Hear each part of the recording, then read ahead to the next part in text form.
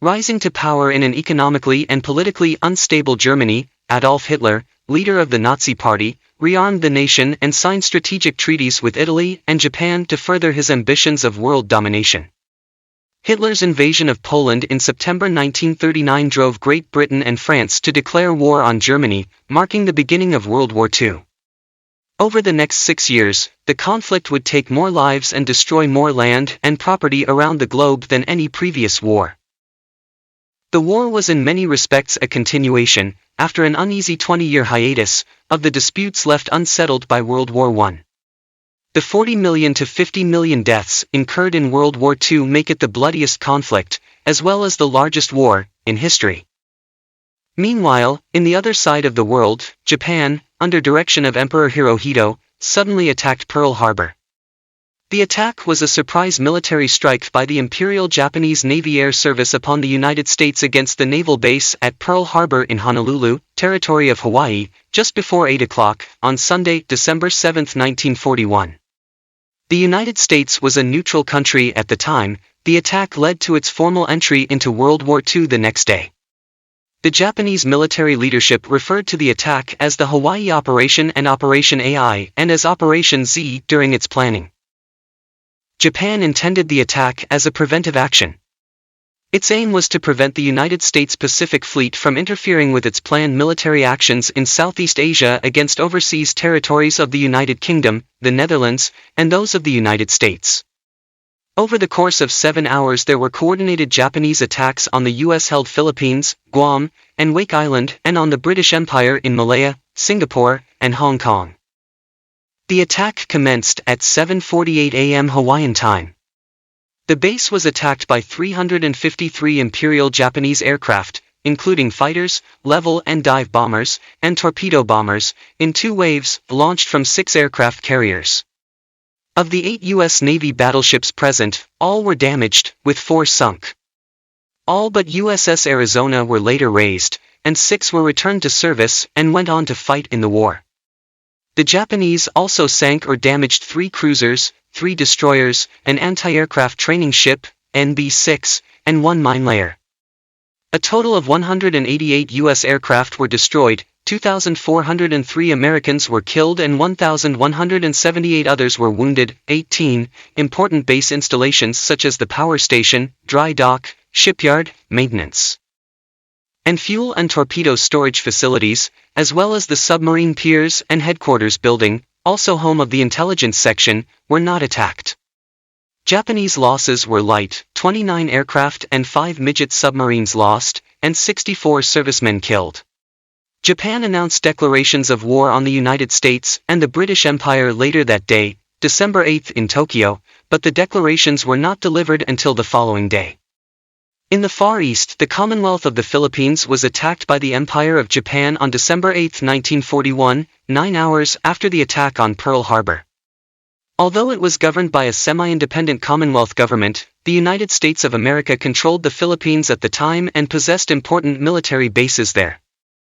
The combined American-Filipino Army was defeated in the Battle of Bataan and the Battle of Corregidor in April 1942, but guerrilla resistance against the Japanese continued throughout the war. Uncaptured Filipino Army units, a communist insurgency, and supporting American agents all played a role in the resistance. Due to the huge number of islands, the Japanese never occupied many of the smaller and more minor islands. Japanese control over the countryside and smaller towns was often tenuous at best. On September 8, 1944, the Joint Chiefs of Staff of the Armed Forces of the U.S. authorized the Leyte invasion, and on 3 October they acknowledged that an attack on Luzon would follow.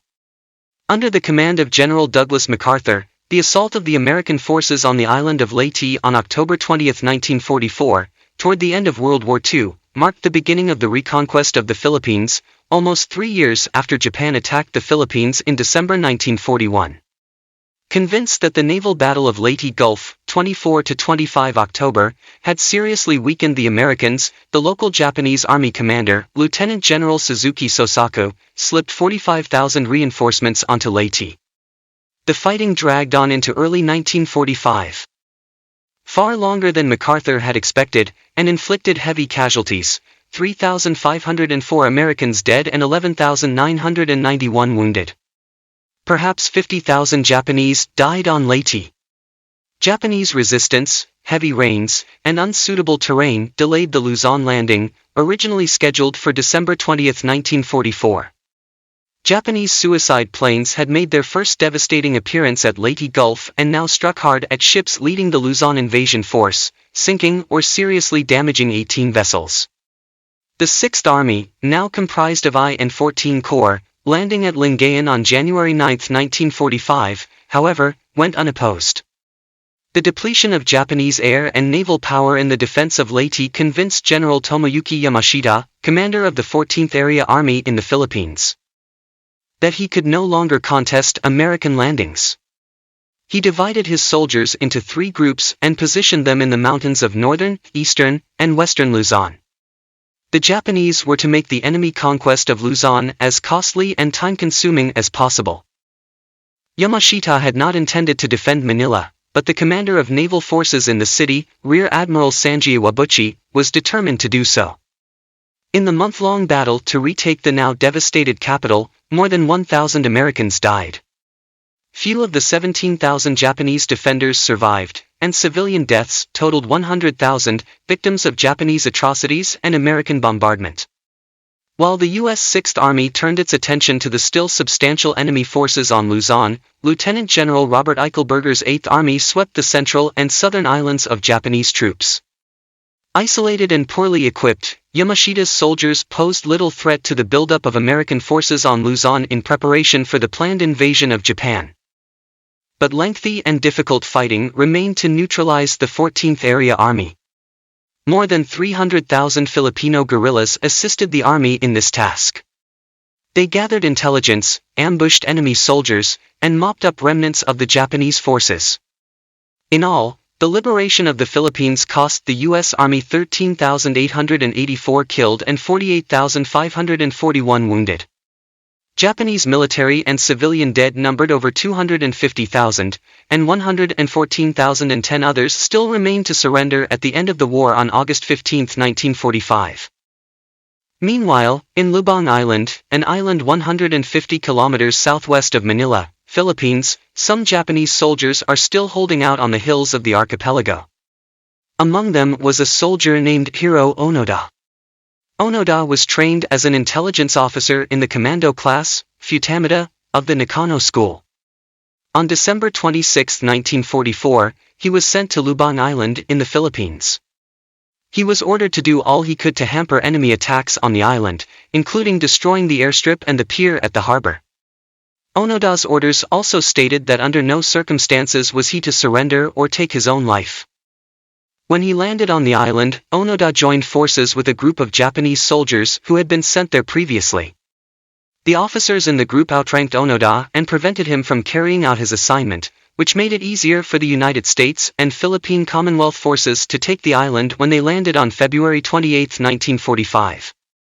Within a short time of the landing, all but Onoda and 3 other soldiers had either died or surrendered.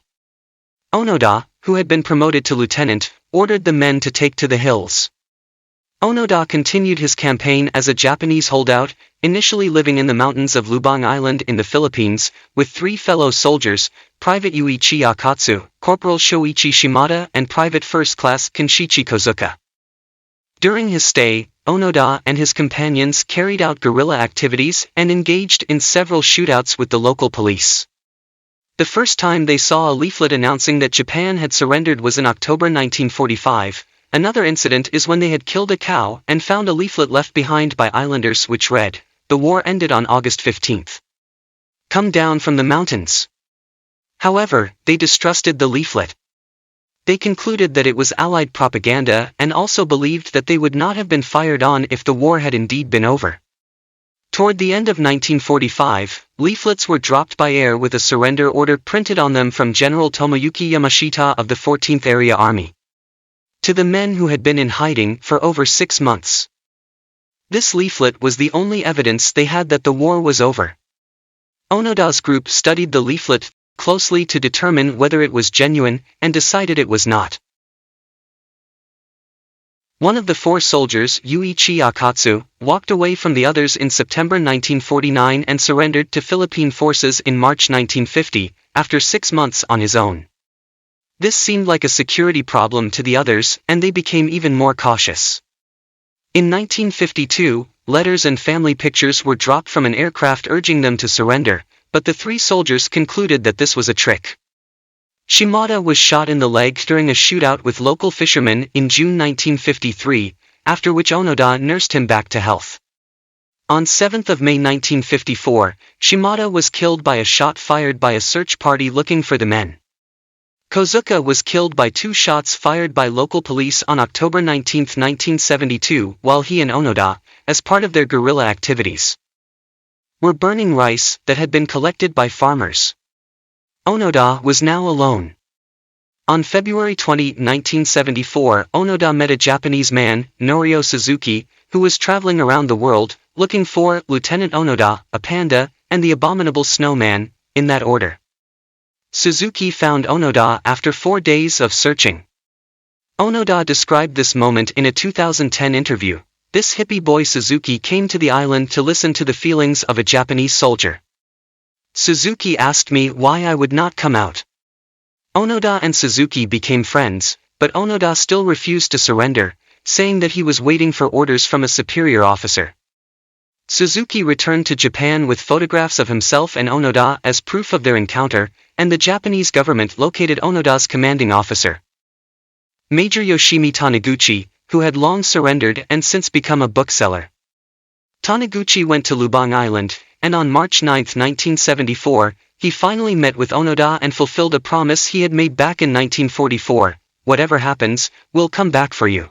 Onoda was thus properly relieved of duty, and he surrendered. He turned over his sword, a functioning Arisaka Type 99 rifle, 500 rounds of ammunition and several hand grenades, as well as the dagger his mother had given him in 1944 to kill himself with if he was captured.